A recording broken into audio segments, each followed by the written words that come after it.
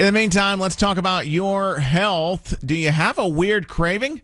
Well, it could be the stress of 2020. I think there's a little bit of something for everybody. Joining us now, integrative medicine physician and fourth-generation owner of the West Clinic. We say good morning to Dr. Jason West. Dr. West, thanks for joining me again in Memphis. How are you?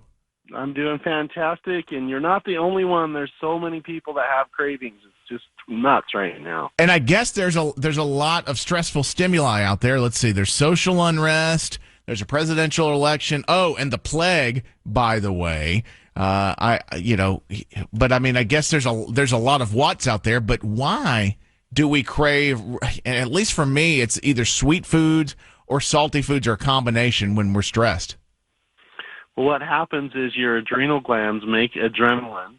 It needs zinc, it needs salt, it needs essential fatty acids, and when we get in a stressful situation, our body burns those up, and then it triggers a craving, and a lot of times we just reach for the most convenient thing, a liquid sugary drink, some potato chips, chocolate chip cookies, and then our body takes that energy and stores it up, and if we don't have healthy and alive foods, what happens is we just have those continual cravings. Oh, goodness. Okay. So with that, and it's usually foods that are not good for us to store. It's usually not those healthy fats most of the time.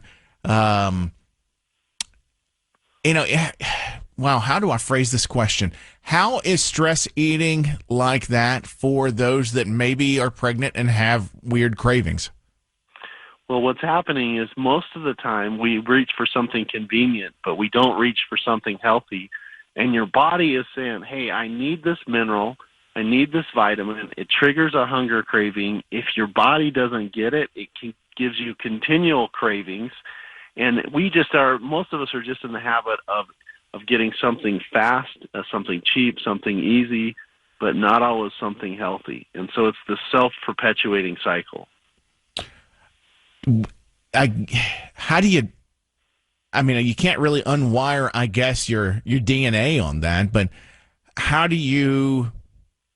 Should you give in to your body? And if not, how do you stop from doing that? A lot of people just can't do that cold turkey. Well, what I tell people is just some simple rules will really help. The first one is just want to make sure that the food is healthy and alive, that it doesn't come out of a box, a wrapper, or a can. So if you get a craving, try and reach for, an apple or an orange. Another one that's really, really good is to just get a little bit of water. Water really helps with the cravings. And then the other thing is I tell people, eat food that spoils. Just eat it before it spoils.